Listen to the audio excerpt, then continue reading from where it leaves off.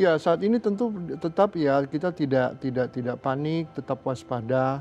Kalau misalnya ada keluhan, seperti, demam, batuk, seperti Mhm. itu, napas pendek, sesak, kadang disertai dengan pegal, linu badan segala macam dan kita, terutama mereka yang pulang dari daerah terjangkit dalam 2 minggu terakhir, tentu, itu harus,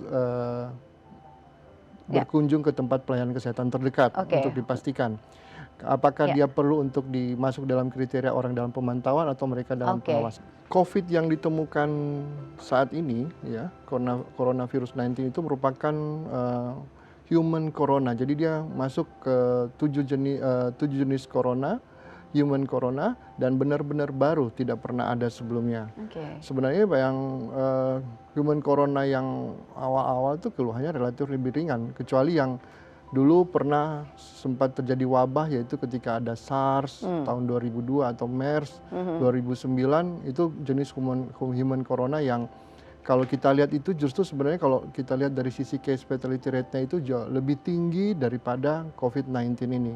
Kalau Oke. dia SARS yang terjadi waktu itu case fatality rate-nya sekitar 10%-an dan MERS lebih tinggi lagi yaitu sekitar 30%-an. Jadi Mmm. kemungkinan untuk menimbulkan kematian dia bisa lebih besar. Oke. Cuma yang tetap menjadi kewaspadaan kita harus hati-hati ini, virus novel corona baru ya, sekarang disebutkan COVID-19 untuk menghindari stigma tertentu, daerah tertentu, jadi Oke. dibuatlah namanya menjadi COVID-19. Mhm. Ini virus yang baru, kita belum tahu secara utuh, sifatnya, akibat yang bisa ditimbulkannya.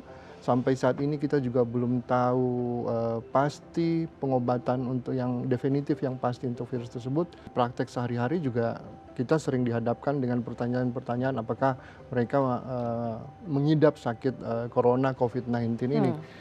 Tapi, dalam tata laksana selanjutnya saya sampaikan pada kesempatan ini bahwa keluhan-keluhan seperti itu tidak serta-merta bahwa dia mengalami COVID-19. Biasanya kita akan melakukan beberapa pertanyaan yang lebih detail kalau misalnya berhubungan dengan COVID-19. Misalnya Mmm. ketika dia ada demam, batuk, pilek seperti itu, apakah ada riwayat perjalanan misalnya ke negara-negara terjangkit dalam 14 hari terakhir, atau Oke. misalnya ada riwayat kontak dengan orang-orang yang terkonfirmasi, Mmm. atau misalnya ada kontak dekat dengan orang yang terkonfirmasi seperti itu, atau ada mereka Mmm. mengunjungi fasilitas-fasilitas kesehatan, atau yang mungkin, sedang merawat pasien terkonfirmasi seperti itu. Mmm. Mmm. Jadi kalau misalnya mereka sama sekali hanya, batuk pilek biasa seperti itu dan tidak pernah ada perjalanan ke negara-negara terjangkit, tidak kontak dengan orang yang sudah terkonfirmasi seperti itu, menurut saya sih lebih baik, tidak perlu khawatir berlebihan. Seperti kita ketahui ya, ini kan virus COVID-19 ini dia akan menempel di sel epitel mukosa yang reseptornya pas dengan dia. Mmm. Jadi ketika reseptor di mukosa itu di beberapa anggota tubuh itu ada, tapi terutama lebih banyak di saluran pernapasan dan usus. Oke. Jadi virus kemudian masuk, kemudian menempel kita sebut di reseptor AC2, Mhm. kemudian ketika dia sudah menempel, dia masuk ke dalam, selnya, kemudian dia mengadakan, replikasi di situ, kemudian timbul virus baru, dari, invasi tadi yang virus tadi. Nah, yang sering timbul selama ini biasanya keluhan-keluhan karena reseptor, jadi tempat masuknya virus itu lebih banyak di saluran napas, itu keluhan-keluhan umum yang timbul itu, ya keluhan-keluhan yang berhubungan dengan respirasi, batuk, sesak, Mmm. seperti itu.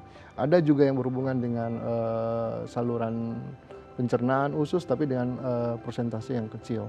Oke. Nah, seperti kita ketahui, ini kan, virus kita masih belum tahu persis, sifatnya secara keseluruhan. Ya. Tadi saya sampaikan bahwa pada kasus-kasus tertentu ketika pada usia 60 tahun, kemudian ada penyakit penyerta, keluhannya lebih berat.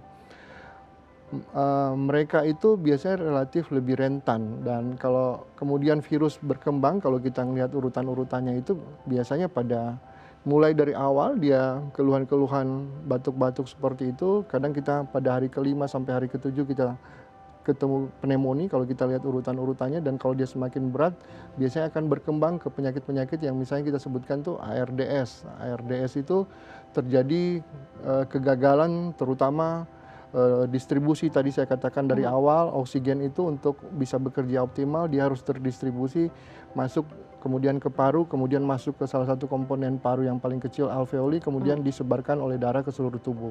Nah, proses difusi yang terjadi biasanya karena tadi infeksi berat itu, oksigen yang harusnya bisa berganti oksigen dan CO2 di komponen paru yang paling kecil itu tidak bisa berlangsung dengan optimal. Itu terjadi kegagalan. Kemudian akibat kegagalan itu tubuh tidak bisa mencukupi kebutuhan oksigennya, sehingga kemudian bisa terjadi kegagalan fungsi dari organ tubuh. Selain kumannya kemudian menyebar ke seluruh tubuh, menimbulkan kegagalan tubuh.